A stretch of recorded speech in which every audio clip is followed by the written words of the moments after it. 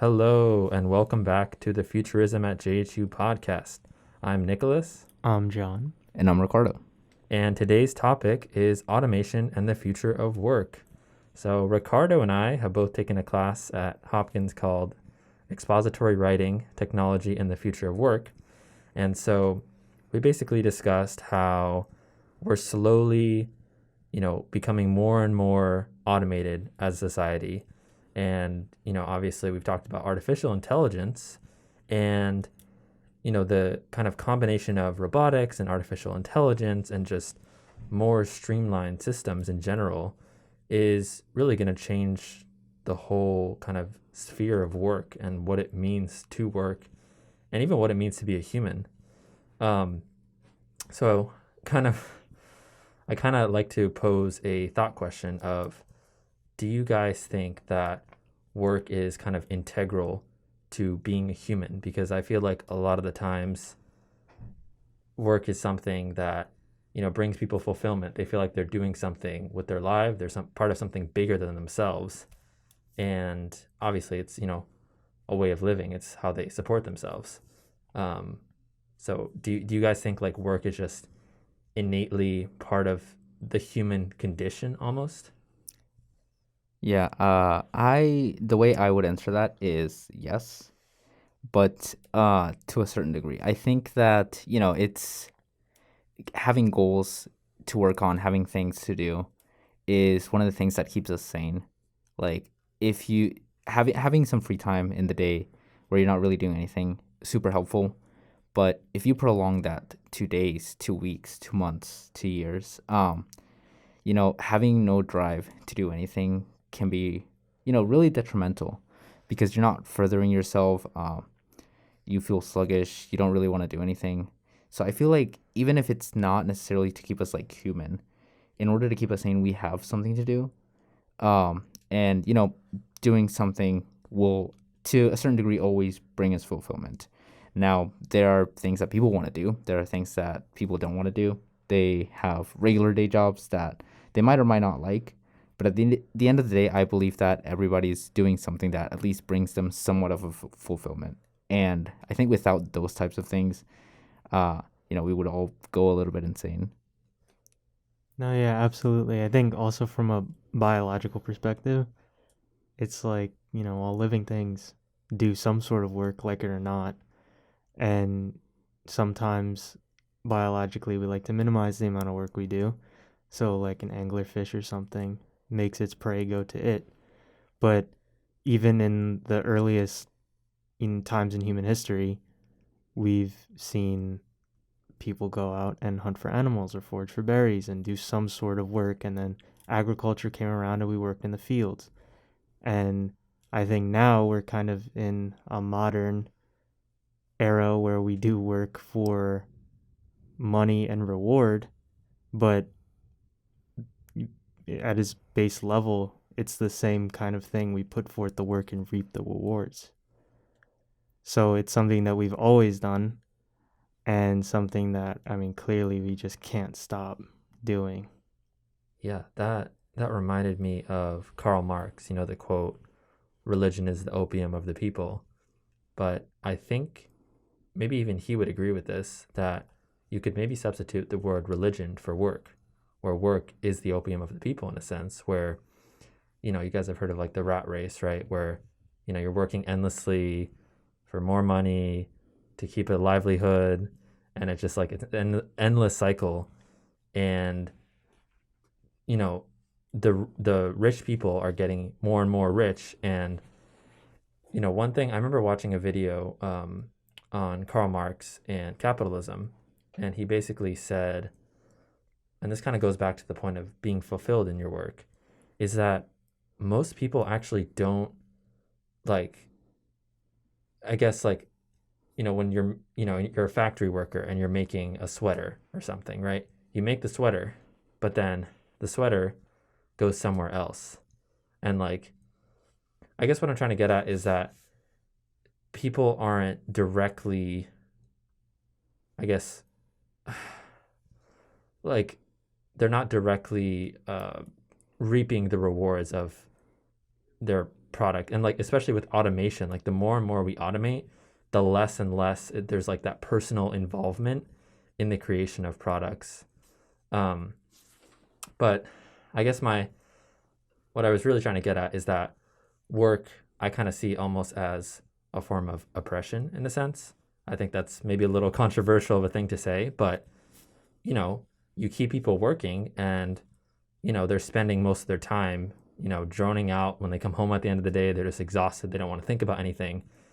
And that's an easily controlled population, right? For the government, for corporations, they're literally rats who are, doing what you want them to do.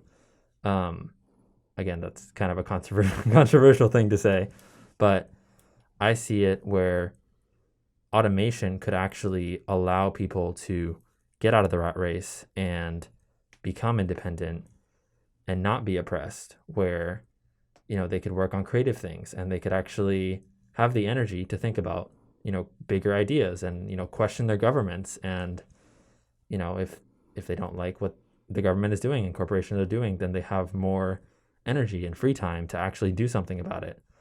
So I think in that sense, automation could give more opportunity to people to do something more meaningful in society in general. Yeah. I partly agree with that. Of course, the whole like oppression thing, that's to be debated somewhere else. Yeah. But I think that in the way of that argument, I think there's also this idea of like society always wanting more. And the reason and that's like to me, that's one of the major things that keeps companies able to have endless, supplies of people to be able to work.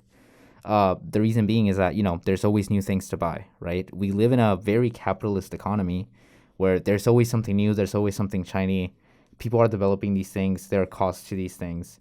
And, the food production that we have today was, is completely revolutionary to the one that we would have had like 100 years ago, right? The people of 100 years would probably say, oh, with the technology that you have now, you could feed everyone, twice in the world, like a day. There's Probably could. no, that's what I'm saying. Like, we genuinely could.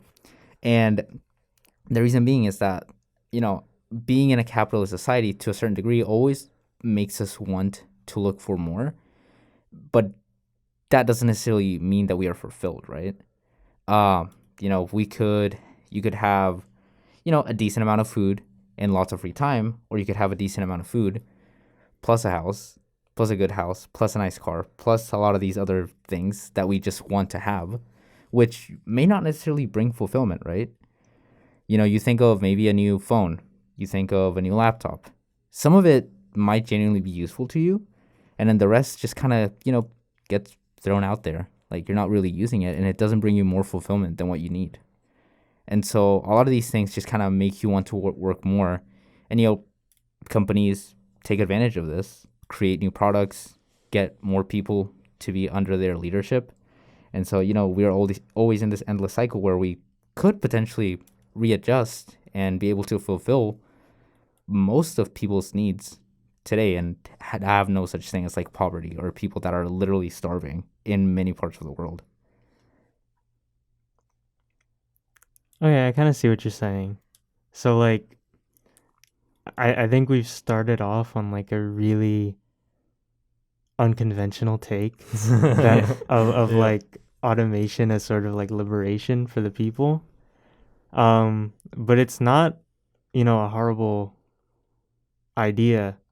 It's not like it's not even infeasible. We've already discussed outside of this like ideas like social welfare and ways to keep people intellectually and physically active without necessarily having to dedicate their lives to a corporation. So, giving people the ability to pursue something outside of work while still keeping them fulfilled is a very it's almost like a magical thing. But what you're saying basically is that after a certain threshold, there is no more fulfillment. Yeah. So, we always come back to this idea, and this kind of goes with everything, of marginal return. The first few, years, something looks to be like exponential growth. And then after a while, it slows down to where each step further is incremental. We've seen this with technology itself, right? CPUs have gotten so much better over the past few years, but, we're pushing the limits of what the technology in its current status can, take. And I feel like our world and the way we do automation is sort of that same way, right? We're making lots and lots of innovations in terms of production, right? We're able to make things with less costs. But, I personally think that if we really wanted to, we already have the tools to be able to fulfill most of everyone's needs realistically, right? So then automation is kind of the inevitability of like the culmination of everything you're saying, where it's like we're approaching a threshold where, we can't be beat. And as far as we know, robots can't be beat Yeah. in the manufacturing process.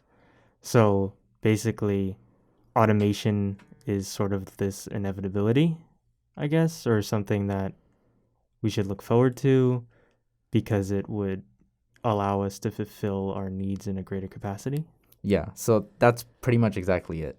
So with the way that we could use automation, we would be able to fulfill most of everyone's needs, and the rest of the time they could spend it on personal projects, furthering their education if they wanted to do that. Maybe learn music, maybe learn the arts. A lot of these things that people usually don't have the time to do because they're stuck in this endless loop of, oh, I have to work, I have to pay bills, I don't have the time to do this, I don't have the time to do that. Where genuinely, I think a lot of this automation could supplement human work for the most part. And, we could still technically have, and I think we talked in this about this in our expo writing class, but like there could still be incentives for people that want to push further, right? Like you're still giving them some kind of incentive to, push harder, but not to the point where if they don't do it, they'll starve. And I think we could genuinely, get to that point. And I feel like we are pretty close to that point. It's just about changing perspective and look at what we really need as a society rather than just pure capitalism Yeah. and searching for money and power. Yeah, for sure. I think one thing people worry about when they hear the word automation is, oh crap, what happens to people's jobs, right? Because the robots and AI are replacing the jobs, and where do we put the people who lost their jobs? And one kind of solution to this problem is universal basic income.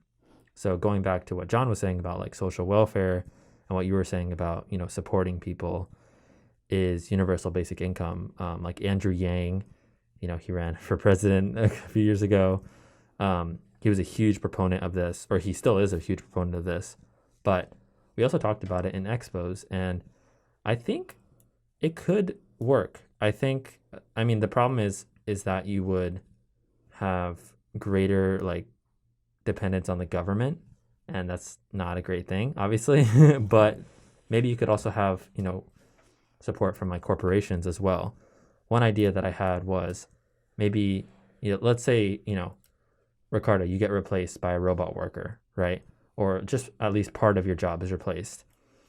Whatever the product, like the excess productivity that this robot has. So let's say you make 5 hot dogs an hour and the robot makes 10. Right. And then the corporation, let's say, would give you like 2 hot dogs worth of salary, whatever that may be. Like, I don't know. Let's say you're making, sorry, this math is getting complicated for no reason. But like, let's say you make $10 an hour, right? Right. Let's say, so you would get like 2/5 of that salary. Okay, actually, forget that. That math made no sense. But the idea is you would get a portion of the excess productivity of this robot. Right. In other words, you would reap some of the benefits of what this robot was outputting, and that would be your basic income from this robot, kind of as a reparations from it replacing you. Yeah. So I think something like that, or even like, just the government supporting you more and like sending you a check, like we had the stimulus check, something like that. I think that kind of enters into dangerous territory though, again, with like being even more dependent on the government. Yeah. So I'm a little wary of that, but I think it is one potential solution. If you guys have better ideas for how a UBI, universal basic income, could be implemented, please. Yeah, I think it's really hard to come up with a UBI that like doesn't rely too much on the government, and because at the end of the day, they are the ones that really first see a lot of these things, right? They look at how much a company's earning, they look at, how many workers they have, the income of everyone. So I think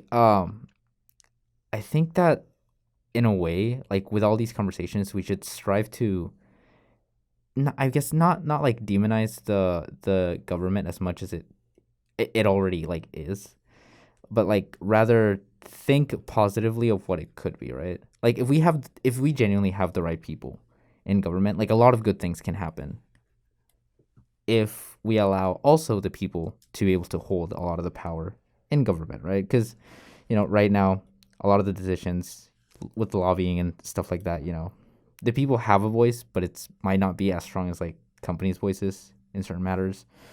But yeah, I don't really see like UBI, because it's really hard. That's the thing. It's really hard to make companies do the right thing for the sake of doing the right thing, unless we as consumers, I guess in a way, vote with our money, right? So don't purchase from companies that don't provide UBIs to the workers they've replaced.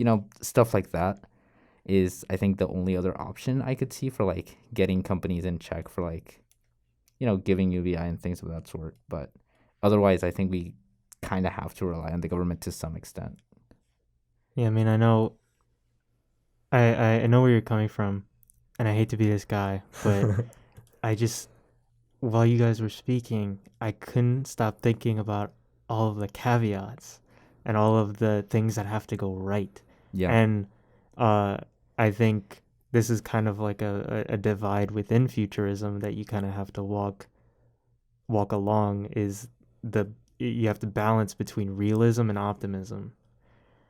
And so, just to name a few examples, I was thinking about, you know, do you think the government would feasibly do this kind of thing? I mean, they're already kind of stringent about giving out things like food stamps, and the stimulus check was sort of like, I mean, it shouldn't be, but it was kind of like a controversial thing that people were actively blocking. Yeah. And on top of that, do you think companies would be willing um, to just take a cut of excess profits, and like you put it, excess productivity? Do you think they'd be willing to take a cut just to pay for somebody's living that they don't even work for the company that much anymore? And I was also thinking about just the sheer volume of automated jobs that there can be. Everybody thinks about, like, the assembly line worker being replaced by a robot arm. But I mean, we're seeing now with advancements in robotics and AI, and even, physical mathematical applications of technologies, that you can replace truck drivers, you can replace fast food workers, you can replace even, I mean, this is kind of an antiquated example, but who needs like a vacuum when you could have a Roomba and it just goes around on the floor by itself and cleans for you? So I don't know. It's just that there's a lot of caveats here, and I don't want to be dismissive of the issues that people have with automation taking people's jobs, because it's a lot of jobs. Yeah. And on top of that, notice that all of the examples I mentioned off the top of my head are kind of, I mean, they're obviously skilled jobs. Like, you Yeah. need a certain set of skills to even flip burgers or drive a truck or do anything like that. But they're not jobs that require a degree. So now we're kind of pushing the boundary of employment to data jobs that people who aren't able to shell out the money to get a degree aren't going to be able to get, which is a whole other can of worms, and like classism and, whatever you want to make of it. Yeah, I think something that like that brings to mind is something that we've talked specifically in like my American like my intro to business class, basically foundations of American enterprise. And it's the thing of, you're displacing so many jobs, right? So imagine like every company that's able to displace like a lot of their workforce doing it. A lot of people are going to be left without jobs, and without people without jobs don't have money, right? And most of the people that have jobs are usually customers of other companies. So you're, in a way, like that's the way that I'm thinking, is that a lot of these companies that are going to displace jobs, yeah, they're going to do it to save money, but at the end of the day, they're also losing customers. Like at the end of the day, so they're not going to be able to move inventory if they can't find customer base. It almost sounds like the only people that will be able to buy and sell from each other are rich people, like creating their own like society of rich people just buying and selling off other rich people, and then just like everybody else just kind of left to their own devices, right? Yeah, it sounds a little dystopian. It does, but like if you don't have, because one of the examples that we came up with during like business is, how does a company, uh let's say that it pays its workers more for whatever reason, right? It has to shell out more money. Well, there's two things that can happen. Either the company itself takes a loss, or three things. Either the company itself takes a loss, either the shareholders take the loss, or um, either their customers take the loss. Because basically what they think is, oh, I'm going to raise the wages of my workers. So now in my head, people have more money to spend on things. So I'm going to raise the prices of things. Things, kind of keep scaling up with one another, to the point where like you get to the point where people are just not going to have money to be able to buy these things if they can't find a job. And if people don't have money, you don't have an economy, like, at all. Yeah, I mean that's a pretty interesting point. I don't know if, I mean, it's kind of absolutist. Like, oh It yeah, definitely, yeah. nobody's gonna have money anymore. But it's not infeasible either, because if you lose your job, you don't have an income stream, straight up. So if it really comes to that, that would actually be a very realistic problem. I also wanted to bring up another sort of caveat that I wanted to mention earlier, but do we really have that much faith in people to use their time wisely? I don't know if my point is really coming across, but like, do we have the faith in people to pursue creative pursuits or endeavors or things like that with their newfound free time and utopian universal basic income? Do you really have faith that people will create and that will be an overall the overall betterment of society sort of situation, or do you think the status quo will reign supreme and people just play games, watch movies, watch TV, and kind of just consume? I think some people. I okay. I think for the probably the vast majority of people, yeah, probably video games, movies, whatever. But I think there are some people who would use that time well. Especially like, I mean, I would say more like, students. I could see students using that time for entrepreneurial pursuits, create your own podcast. I could see students getting involved in like advocacy and community service, doing things that they wouldn't normally get to, doing internships. Uh, and yeah, even though I think that's a great point. Like, even though like the vast majority of people, I would say probably would not use that time in a great way, I think it would be worth it for the few that do, because those are the few people that are finally going to get a chance to kind of, I guess, explore what's out there and like make a bigger impact in humanity. Whereas they were kind of bogged down by school or by work before, and they're kind of given this, kind of amazing opportunity to do even more good in the world. Um, but it kind of goes back to my idea of this would also, I mean, from a government and corporation perspective, this is like giving people more free time. I mean, it's going back to my oppression idea, but it's like, oh crap, we're creating more like free thinkers in a way, right? Like the more free time you have, like there's plenty of studies that have shown like boredom and free time is really good for like creativity and like coming up with ideas and questioning things. Um, so I think it would definitely cause people to question more and think more deeply. And I think we could probably see like a huge idea influx. You know, we often think of the economy being, you know, the product and service output. But I think one thing that we should consider is there's also an idea output. Like how many great ideas are being outputted and acted on. And I think that this free time could allow more people to come up with great ideas and act on them. So, yeah, again, vast majority of people probably wouldn't use, but maybe be worth it for the few that do. No, that's an amazing. I really like that idea of the idea economy. The idea economy. Yeah. Ooh, Um, and even though I am playing devil's advocate, I think for this podcast, I will definitely concede that I think there are a lot of industrious people out there, and I think that there are way more than you could ever expect. A lot of the best ideas probably are in the heads of 9 to 5 workers and people doing menial jobs and stuff like that. And I mean, there's nothing wrong with it. Yeah. Obviously, there's absolutely nothing wrong with being in the situation you're in, as long as you're living and being able to survive. And I think that maybe automation would be the next step up, both from a monetarily economic standpoint, and also from sort of this more idealistic or sort of not an intangible idea economy. I think both ways.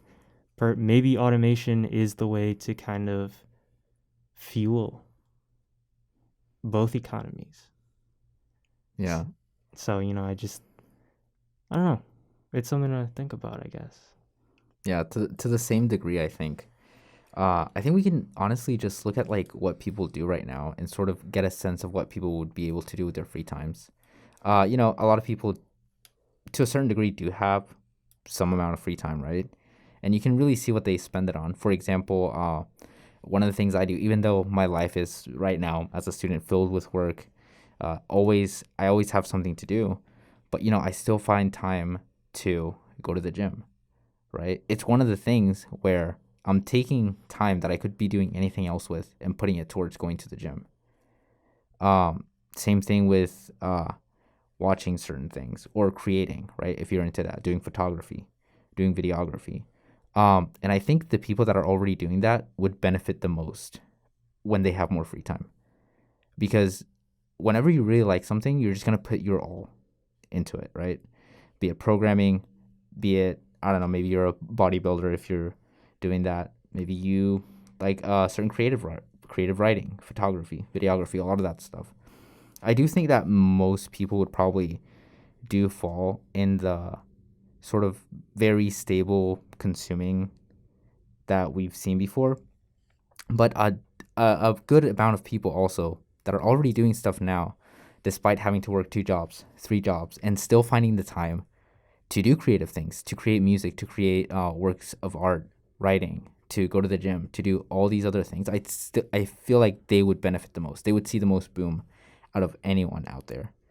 And those are the people that would like push forward because they already are, right? Those are the people who we listen to in the radio, who become big artists, who change the world little by little despite working 2 or 3 jobs. And we see them rise up. So I think, we would just see more of them and they would get more exposure because they'd have time to perfect their craft. So that's kind of my take on that. yeah, I absolutely agree. I think just in this group personally, I know like you guys have so many amazing ideas and entrepreneurial like pursuits that you could be pursuing. And I think that, in the future, if automation does become a thing and you're able to have more free time, um, I do see you guys, being able to put your ideas into something amazing. And I think, millions, if not billions of people around the world will be able to do the same. But yeah, so to the listeners at home, the moral of the story is like try to find some free time in your day, right? And just, go to the gym or I don't know, start a podcast or do something, think, maybe just sit with your thoughts for half an hour and, kind of run with it. I think, until until automation allows you to have more free time in your day, try to purposefully create it. So yeah, hopefully this has given you a little bit of hope. I know it can be a little disconcerting, but I think there's reason to be optimistic, skeptically optimistic. But yes, hope you enjoyed. Again, I'm Nicholas.